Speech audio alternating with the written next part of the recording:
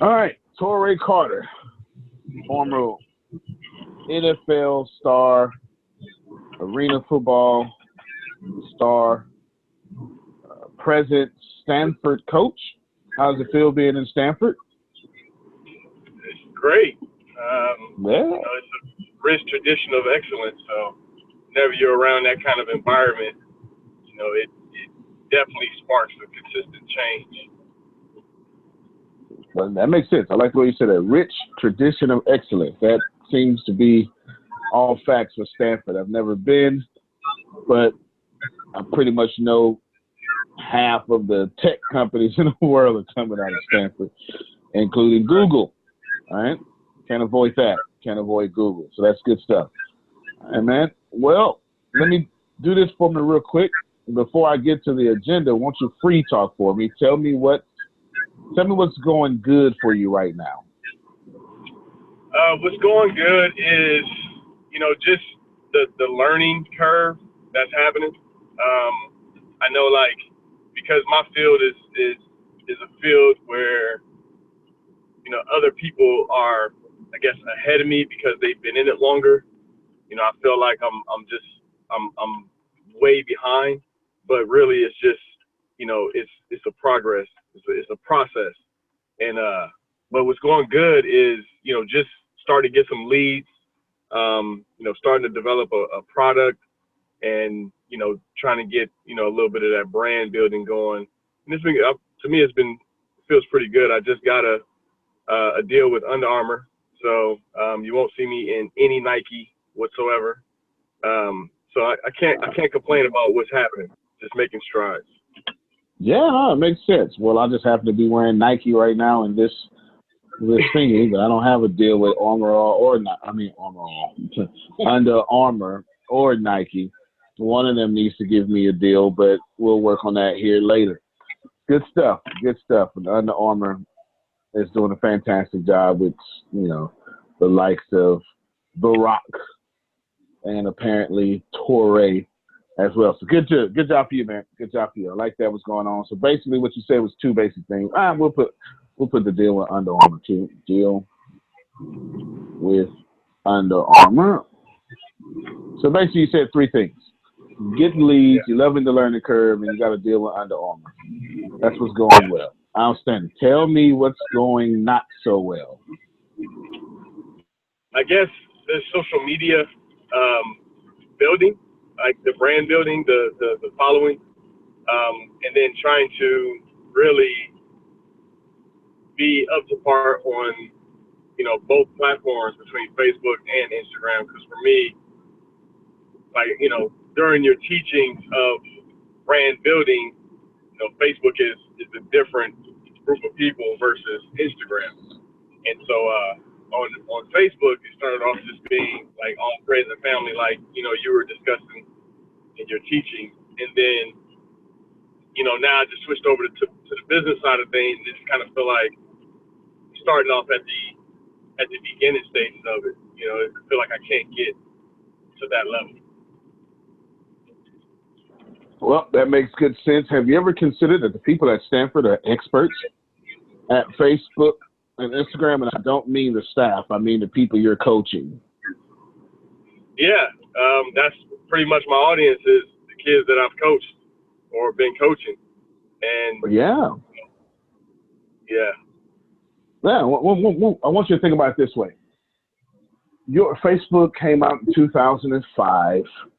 Rose to extreme popularity 2009, and then of course now it's just taking over the world. And you would be teaching an 18-year-old on average. Basically, the people that you're coaching have never rose into consciousness after the year 6 years old without having a Facebook in their life. Yeah, I can see that. Right? They've never known a world without a cell phone. They've never known a world without a smartphone. And not just a cell phone. They've never known a world without a smartphone. That's crazy. Okay? Never known a world without a smartphone. Never known a world without social media. Period. Point blank. It's just never existed. They're experts. You should probably poll them and get some information. Now, I'm going to help you with this, but part of me helping you with this is you're sitting in a sea of pearls, not picking a single one. All right. You got me? Yep. Definitely want to do that. Yeah. I mean, they're geniuses, dude. They're geniuses. Facebook and Instagram, come on. They're geniuses at it. They may not be trying to make money with it, but they know stuff that you don't know. So I want you to definitely consider that. Good stuff. What else would be going not so well for you? I guess creating a product, right? All right. Not sure what kind of product I want to create. I have a thought, but I mean, we spoke a while ago just about entrepreneurship. When you have so many business systems in your mind, it kind of spreads you so wide and thin that you really don't have a chance to dig deep on, three basic things. And I think that's where I'm stuck at, because I don't know what those three basic things are. Initially when I started in this thing, I just wanted to be a motivational speaker. I mean, I've been around people all my life. I've been a leader of man for a long time. Well, let me ask you a question then, because you bring up, well, you didn't bring it up, but it's two things that's going on right now. And I'm curious to know which side of the fence you fall on. Are your opinions, and this is going to be a little hard to answer, okay? But are your opinions easily swayed, or are you indecisive? Or which one are you? Probably a little bit of both. Well, fair enough. That would have made you a pretty good athlete in school. I mean, not a quarterback, but a pretty good athlete. I mean, yeah. I mean, the world I live in is you show up, I show you how to do it, and then you go out there and do it, and then you perfect it yourself. But it's under a leadership. It's under like a general. And then when it comes to like the little things, like how to make myself better to do that job, then I find my own creative ways to be able to do that to reach my full potential. So I think that's the mindset that I'm kind of stuck in, transitioning from being a player and a coach to where it's assignment, and it's only one way, to now thinking like, okay, what is your way? And my way is just surrounded around athletics. So it's hard for me to kind of like transition from where I was to now the business side of things, and I don't know which direction to go. Fair enough. Well, let's compliment you, because you got the discipline though, right? You're coachable. You just proved that in what you're talking about. So in your world, right? Go out there, do that, do what I say. Once you get it perfected your way in your own creative ways, that makes you extremely coachable. Extremely coachable. Secondly, is you have the discipline not only to be coachable, but to actually put your body through pain and get stuff done. Well, let's compliment you there, because that's a good look. That's a good thing. No problem. That being said, we still need to transition you. You're right, from player to coach, but what does that mean? Okay, because depending on the coach, in most cases, in half the cases, the coach will be making some business decisions. Just depending on what kind of structure you're on. Steve Kerr for the Golden State Warriors makes a lot of business decisions the way that system is set up. Phil Jackson made a lot of business decisions the way his system was set up.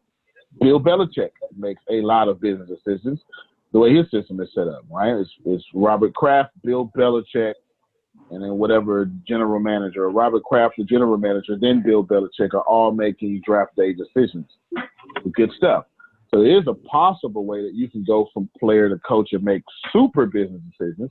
But I also want you to respect that you can go from player to coach and not have to worry about too much of the business decisions if you make sure you got the right staff around you, so where they can make business decisions. You get it?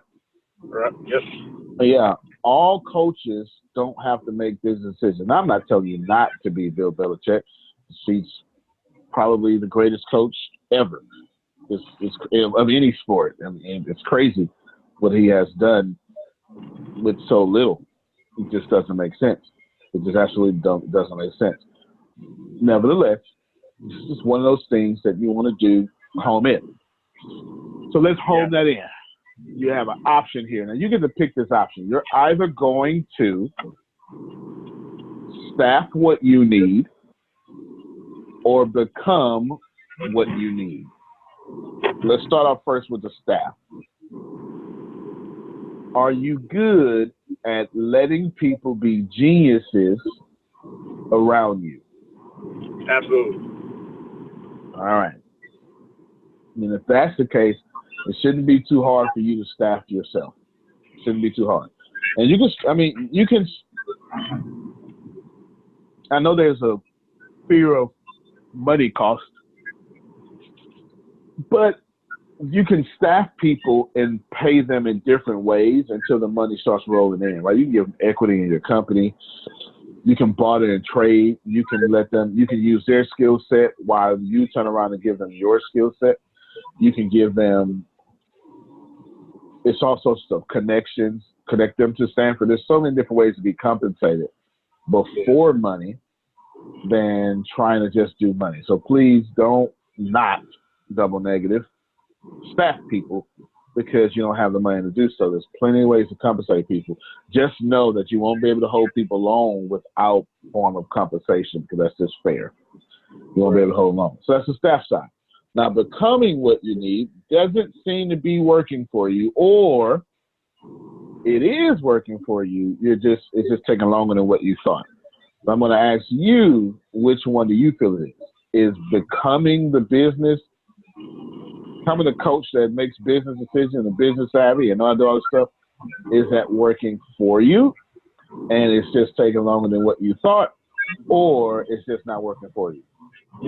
I think it's just taking longer than I thought, and that's kind of like the mindset of an athlete is when you put work in and it's by your own hand, you want to see the results as fast as possible.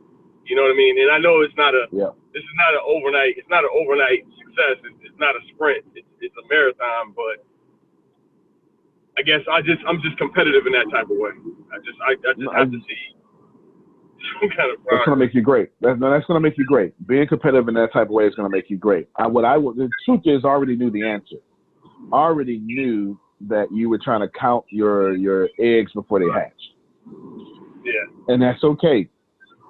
The reason it's okay is because we all do it. But what I wanted you to know is you just started this, so cut yourself some slack. It took me 9 years to build one company before people started noticing it. 88% of the people who follow me today didn't know me last year. 98% of them didn't know me 2 years ago. And that 2%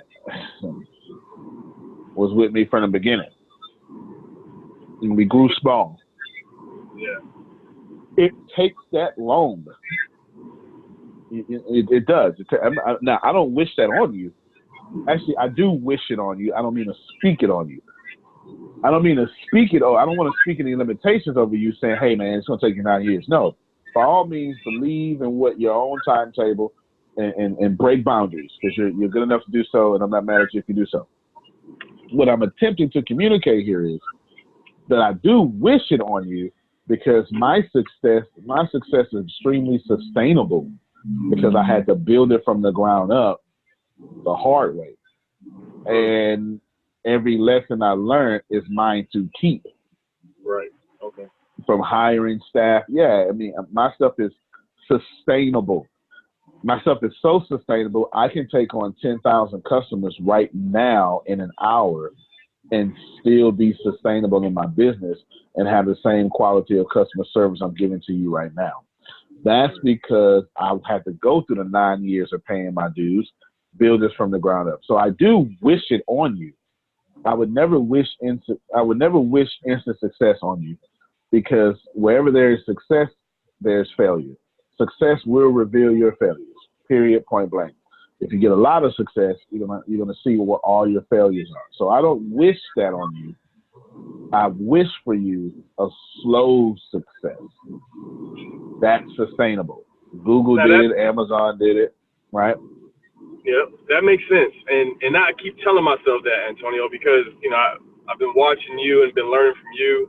And I've been telling myself that every day. It's just the mind of I guess it's a professional, but it's hard when you see. It's almost like our kids in this society now. You're familiar with the recruiting process now, right? Maybe not to the level that I am because I've been in it for the past 12 years, but Right. you are familiar that kids are trying to be NFL players before they even become college players or good college Yep. players. And so what it is that you got 1.1 million athletes in the world. Football players. 1.1 million football players across the nation. Only 6.5 of that, 6.5% make it to the NCAA. And then from there, it goes to 1.5% to make it to the NFL. But it's like Wow. these kids like myself is what I see is all these bullets flying past me, right? You see all these people and things flying past you, and you can't help but to be like, you know what? And it's the generation. This new generation of way of thinking is that, I deserve to have it tomorrow instead of working for it tomorrow. And it's like, I kind of fell into that trap because I've been in that world for so long that when you see stuff flying past you, you're like, okay, there's no way I should be at this level. I should be at the next level. So I definitely agree with you, what you're saying. Absolutely, no doubt. I mean, you're right, man. And we can blame the generation and the thinking, but it's sitting in front of us, right? I mean, I'm a millennial myself. It's sitting in front of us. I got to look at you front on Facebook and look at you front on Instagram, and everyone is a perfect model on Instagram, and everyone is a billionaire on Facebook, right? So of course, I don't want to go through the struggle. I want to post a picture, right? I don't want to plant the harvest. I want to copy it. I want to plant it. I just want to act like I did, right? But that's not even this it's actually, there's a word for it. It's called consumerism. Right now I've got on this Nike shirt, or whatever, workouts, whatever it is. It's pretty cool. But this is what we do. We say, hey, so Ray, don't go work out and buy this shirt that says you work out. Right? Yeah. Hey, don't go jogging. Go buy this jogging suit, right? You know what I'm saying? That's what we're in society today. So that makes plenty of sense. So I'm glad we got a good idea of what we're going to do here. I want you to just relax. Here's what I'm basically telling you with this here, as we wrap up this free talk session. I want you to cut yourself some slack. That's what I want you to do. Okay? Right. I know you want this, and I'm not saying you want instant gratification, but I want you to cut yourself some slack. You're not behind. If you can do that, and you're still, I mean, how old are you? Because you're not that old. Nah, I beg to differ. I'm almost 40. You're almost 40. That's not. Man, you can mess up. You can mess up 38. All right, I'm 37. You can mess up 2 good more times, right? Some big ones, and still recover in your 40s, right? Most millionaires aren't even created until they're 40. Right? It's just the way it is. Yeah, it's just the reason is big part of the reason is that it's because they learn how to control their sex energy at 40 and push that sex energy, that pursuit of women or pursuit of men, whatever it may be, and put that into a pursuit of a goal, right? Because sex energy is the most powerful energy on planet Earth, at least according to Napoleon Hill. But you got it, man. Just receive this here, relax. If you just do that, this stuff will come to you a lot faster. It really will. I know that sounds like some hokey pokey, but honestly, relax. When you relax, somebody like me is gonna walk around you, seeing you relax in a stressful environment, and you're gonna catch my attention. Right? But if you're stressing with the environment, then I'm going to think you have low level awareness and you won't catch my attention. Yeah. So definitely think about that. Well, you had some questions that you had sent to Deanna. I know I'm going to go over one of them that's y'all already went over, but I'm going to go over it again just for efficiency and see if you came up with something new. And your question was, how do you start making money for your podcast? Mm-hmm. Okay. I know y'all talked about that. What did you come up with? So I haven't done. I was supposed to do the company that Deanna gave me, and what I did was I actually got an offer from another platform, and so I took that offer to see how it would work first before I went and got the other one, and then I got some advertising from a suit company that I wear suits when I go speak. And so he was able to give me a little bit of donation for every time I do some marketing on my podcast. So I've been doing some immediate stuff. That's kind of what I started doing. And then I started just kind of like what Deanna said, is just start reposting ads about my podcast to just keep people kind of in the loop. Like, if you haven't seen one, go check, if you haven't seen the new one, go check the old one. It's just keeping people connected. That's real good. That's real good. So what I want you to do is I want you to receive that everything you said is straight fire. It's all hot. That was good. Everything you said was good. You were far ahead of me when I first tried to start. I didn't monetize my podcast until 6 years in or something like that. Okay, maybe 7. Anyway, it doesn't even matter. It just waited way too long. I have an episode on season 3 of Brick by Brick, which was at my first podcast, in which me and Tempest, my business partner, said we won't advertise. Right? We were this big old hot podcast. We literally said we won't advertise because it ruins the customer experience, right? But no, it doesn't. And we were just foolish. Everything you said was great. Okay, yeah, we were just foolish, man. Everything you said was great, and I'll tell you, you didn't go to advertise cast, is what I'm sure she sent you to, but you were offered an offer, and you want to see how it goes. That's good, man. There's nothing wrong with that. Nothing wrong with that. And then you went to a small business, and then every time you post one of his is it a him? Am I assuming it's a him? Yes, yeah. Okay, post one of his, talk about one of his suits, he then pays you. So you should be looking at about, it just depends on how many, the range should be something like $25 cost per 1,000 downloads, all the way up to $75 cost per downloads, and even more. It just depends on how many downloads you have and all sorts of stuff. I'm somewhere in the $75 range. I started in the $25. Actually, I started in the $4 range, moved to the 12, and it went up. But somewhere around there. But it's called CPMs, cost per 1,000. M means 1,000, not million. Cost per 1,000, and you want to be somewhere around there. So if you're getting, you don't have to say what they're paying you, because people are going to recognize who you are, and I don't want you to put that on a line. But it just makes sure it's fair, and if it's not fair, it's okay. Just make sure the better you get, the more you get, right? Just like that. It's no problem. Yeah, no problem at all. Good stuff. All right. Still take advertised cast seriously. And let me explain to you what's going on. You already did it, but I want to explain it to you. You got it's more than 2 ways to monetize your podcast, but here are 2 of the most popular. You use a platform that does it for you, and they have the relationships with all the advertisers, and they pitch your podcast, your audience, and your downloads to those advertisers. Advertised cast being one of those, and the people who offered you, that's another one.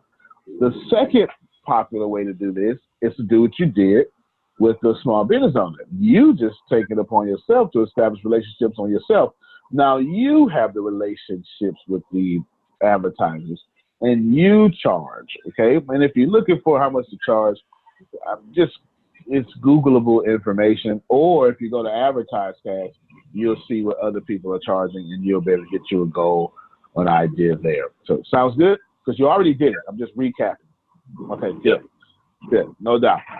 Now, there's other platforms, but we won't give them to you just yet. You can just use Advertise Cast and the one you have, and when you master those 2, then we'll send you to another. Okay? Sounds good.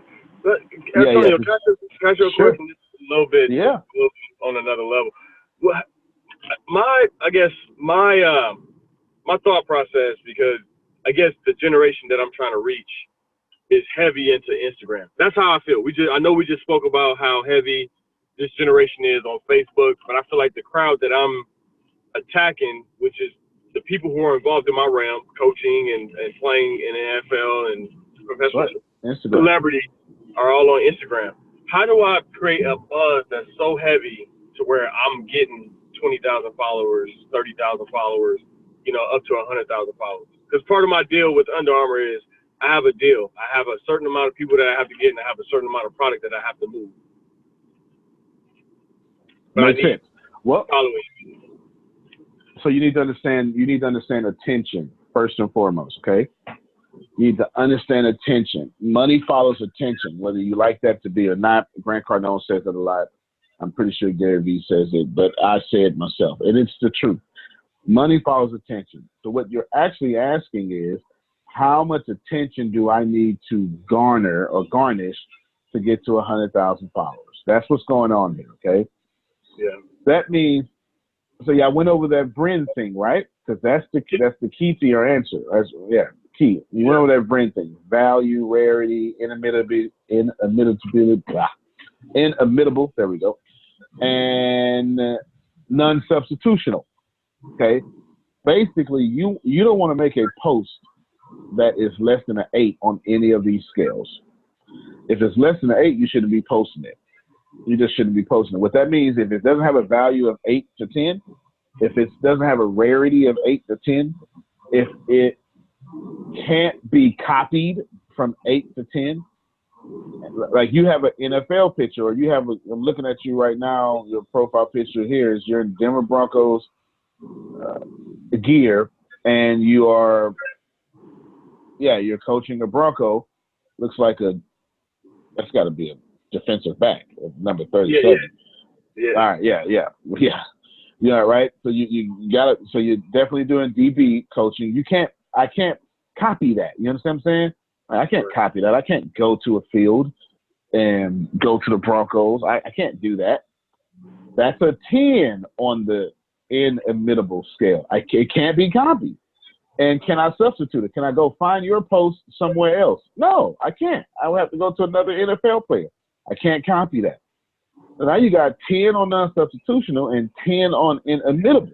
Now you need, and then a 10 on rarity. I can't copy this NFL. It's rare. It's rare that I'm going to see this post on any social media, Instagram, Facebook, or whatever. Now, how much value does it provide? Is it just a picture, or is it behind the scenes? Whatever, right? And the more behind the scenes it gets, the more valuable it becomes. Think like that, because that's going to be the first step to you garnering 100,000. Okay?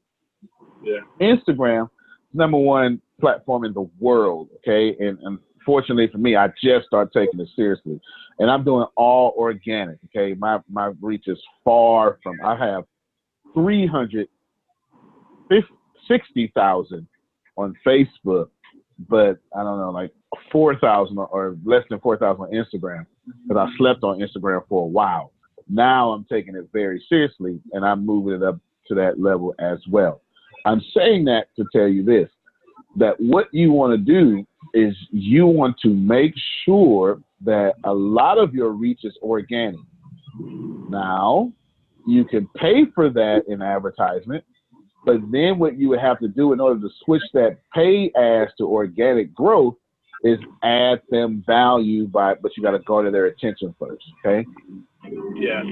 So let's see if we can uncomplex this answer. Money follows attention. You can pay or not for I don't mean like pay fake accounts. I mean Instagram ads, right? We want to do everything the right way. Instagram ads, you don't be buying followers. That doesn't work. Instagram ads, and then when you get those Instagram ads, you want to get their attention again and make them fall in love with you. Now they're organic now, and you can use you're in Stanford, and you want to look at an influencer. You want to start doing some influencer marketing, but I don't want you to look at. Let me teach you something about influencer marketing you may not know. Many people don't know about. It's not about numbers with influencer marketing. That doesn't really make sense. Okay. While Gary Vee has, 3 million people, probably more than that. You say, oh yeah, that's an influencer. What you want to do is you want to look at the comments. You want to look at the people that are asking questions. If they have if you're on a social media with 3,000 people, this is what happens in mine. I got 3,000 people, but none of them are paid for it. All of them ask me questions. all of them are saying, hey, can you please drop some more content? They're all asking, hey, man, how can I be like you? Or how can I do this? That 3,000 that I have is far more powerful than having 100,000 that just drop emojis and say good post. Right. So I want you to think about that. My Facebook, all my social media, people are begging me to drop more content to learn. That's an influencer. Here's what that means. That means if I say something about Toure or interview you, you're going to immediately get followers and customers immediately, because my people are actually, they're not just engaged with me. They're asking me, they're begging me to influence them to more knowledge, influence them to buy something, right? They're begging me to influence them. That's an influencer, okay? I just want you to remember that, because most people don't know that. It's not just about how many followers you have. It's about how many people are saying, please, Toure, will you influence me today? I don't know what to do until you tell me what to do. Yeah, and I see. So here's my thing, and I got you. I'm locked in. With my case, so my Instagram wasn't that popping either. Like when I first started, when I first decided to do the podcast, I had like barely 600 followers. Now I have over 1,000. And, Good. Due to the keynote, I speak, and then people want to follow me because they want to hear the information like what you said. But it's crazy because all over 1,000 followers, I actually know. Like, it's not like I just got people following me just to follow. Like, I actually know the people who are following me. I've had some kind of contact with them. I've shaken their hand in person. And so that's where I'm stuck at. It's like, the like what you said, the value of customers or people who are following you versus the following and the attention that everybody else gets. The Rock has 6.5 million followers, and all he does is go out there and does his little, the little yo, show himself in the gym. And he gets, millions of people or hundreds of thousands. But that's a different status than I am. So that's where I was kind of. Well, you grow to that status by keep doing the keynote. So you're on the right. This is just one of those things. Look, the only thing happening to you right now is you just want it to happen right now, right? The same thing we talked about earlier.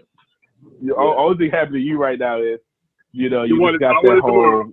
You want, yeah. You want it over the weekend, right? Yeah. That's what happened to you. No, you went from dude. Let me tell you. See, I'm a data guy. I'm a lot of stuff. But I'm gonna give you my data. You just told me that without a product, without a podcast, you had 600, and then you added a product and nearly doubled your audience. So you grew by 80%. Yeah. That's insane. That's insane. Okay, I'll show you how insane it is. Take The Rock, 6 million followers, and grow them by 80% in a year. Yeah. Right? You'd be like, man, this dude went from 6 million to 9 million. That's way more than that. 6 million to 11 million. That's crazy. What is he, man? He blowing up. Same thing for you. You went from 600 to over 1,000. See, and I hope you hear this, and I hope the people watching this on YouTube later or whatever is going to hear this. Look at the data, not how you've been psychologically influenced by the data. You don't have to go from 6 million followers to 11 million followers to be a big deal. Going from 600 followers to 1,000 followers is a big deal, because that is one heck of a growth. That's a heck of growth. If you had a church with 6 members and in a year you raised that church to 12 members, that's 100% growth. You can't do those numbers anywhere else. Right. The beautiful thing about being small is your possibility to grow is nearly unlimited. It's nearly unlimited. It's a great thing being small, because it goes back to what I said to you at the beginning. You get to sustain your growth. Right. So let me set you a goal. If you're at 1,000, what I want you to do by the end of the year is I just want you to go get 400 more followers.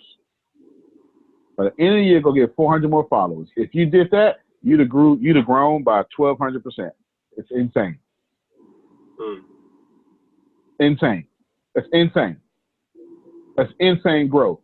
If I told you, hey man, I got a real estate deal, man. I want you to give me $10,000 and I give you 1,200% return on investment. You would swear up and down it was a scheme. You call the police on me because you know damn well that I'm doing something illegal.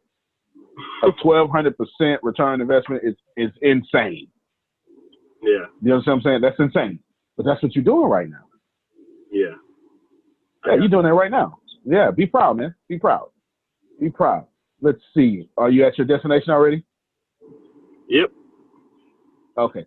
Well, I'll tell you what. Let me just address one more then, and then we'll let you go into and change the world at Stanford. You had. I'll tell you what I do. We'll end right here. I'll give Deanna all the rest of these answers, and then you link up with her because I don't want to mess up your Stanford. Because you're going to need that because that's going to give you so much. Go ahead. Yeah, you asked me any questions. Yeah. So I wanted to ask about product, right? Okay. What, for me, your opinion, what would be a good product for me to try to discover to try to sell? Well, you know what? That's a fantastic question. In fact, I want you to remember this. I'm going to give it to you in order. I want you to double down on your podcast. Your podcast is your product. I want you to double down on your podcast. And anybody you invite to your podcast, you need to be getting something from now on. Doesn't have to be money. They need to, you're going to expose them. They need to expose you to something, okay? So it doesn't have to be money. Now, as you get bigger, that doesn't have to be the case. But right now, let's leverage your podcast for right now. That's number one. Number two, I want you to get used to start selling other people's products, okay? Because you don't have a product. And what I'm attempting to do here is show you that you don't need to have a product to make money. Now, selling other people's products can still go right back to your podcast. Hey, you got something? Hey, man, I saw that thing that you were selling about your book. You ought to come to my podcast and, we'll do an interview and you let you sell your podcast on the book, right? And then this is what you say.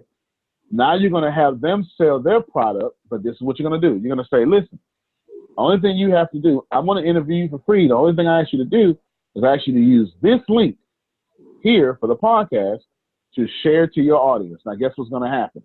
While he's selling or she's selling her book, she's going to be bringing people to your podcast. See what just happened? Yeah. You just use someone else's book to grow your podcast. Gotcha. You feel me? There you go, man. Yep. There you go, right? That's fantastic. And what I also want you to do is I want you to take the keynote a bit more serious, and I want you to tell people how you went from an athlete to a keynote superstar. And want you to write down all the ways from start to finish, what happened, what you did. And I want you to make that a keynote. After you get all those steps, you make that a keynote. And then what you're going to do is, and you're going to love this, brother. You're going to love this a whole lot. What you're going to do is you're going to turn it into a monthly workshop to where you're charging people every month to learn how to do what you did. Got me? Yep. Fantastic, man. Fantastic. Well, good stuff, man. Well, I don't want to hold you up, but you got access to me and Deanna, and I'll drop this on YouTube or something like that. But any final questions? No, sir. All right, man. I appreciate you. I had Deanna follow up with you, which is my famed publicist, and I look forward to rocking the world out to you. And I'll be out in California soon, and we'll hook up. You better. No doubt. I'll take that. All right, bro. All right. Thank you, Antonio. I appreciate you. Thank you very much. No problem, man. All right, man. No problem. My pleasure. All right, then. All right. Bye-bye.